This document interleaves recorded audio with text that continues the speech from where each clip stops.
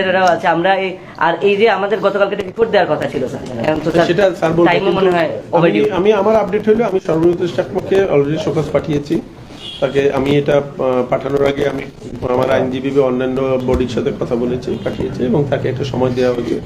তার জবাব পাওয়ার পরে সেটা আমরা ইভালুয়েট করব, তারপরে তার এটা ডিবি সাবকমিটি ডিবিতে যাবে, সেখানে সিদ্ধান্ত হবে, তারপরে সিন্ডিকেটে যাবে। এটা যে সর্বত্র ব্যাপারটা বড়গুলো দুই আসলে এর বাইরে কোনো প্রসেস নাই।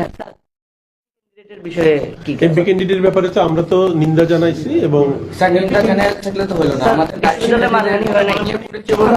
প্রতিবাদ জানানোর পরে মেয়েদেরকে আবার হেনস্থা করেন। আপনি যদি অনলাইনে কমেন্টগুলো পড়েন, আপনি কমেন্টগুলো করতে পারবেন, আমি তো কোনো সুস্থ মানুষ এই ধরনের কমেন্ট করতে পারেন। স্যার বড়গুলো দুই আসলে যে উনি ওই করলো শামীম হোসেন, তো উনি যে আমাদের ঢাকা বিশ্ববিদ্যালয়কে নিয়ে এরকম ডিফেমিংটা মন্তব্য করে,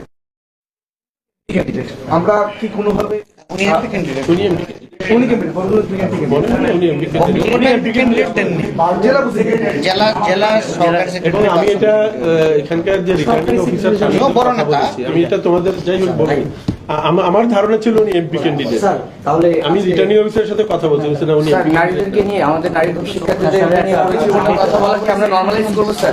আমরা যদি কেস ফাইল না করি, আমাদের আইন ও মানবাধিকার সংবাদের সঙ্গে তো বললেন ডাকসুর ভিপি সাদিক কারিমকে যখন তখন কেস ফাইল করতে পারলো, কিন্তু আমাদের নারী শিক্ষার্থীদের ফাইল করেছে,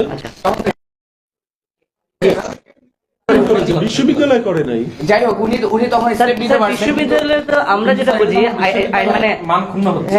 সেটা বলো যে স্যার, কিন্তু তুমি এটা বলো স্যার আপনি কেস ফাইল করেন, ফাইন, কিন্তু সাদিক কেবিটা আমরা ফাইল করি না, বিশ্ববিদ্যালয় করে নাই। বিষয় হলো you guys are also individuals, আর প্রশাসন তো একটা individual body of legal body, তারা তো মামলা করতেই পারে।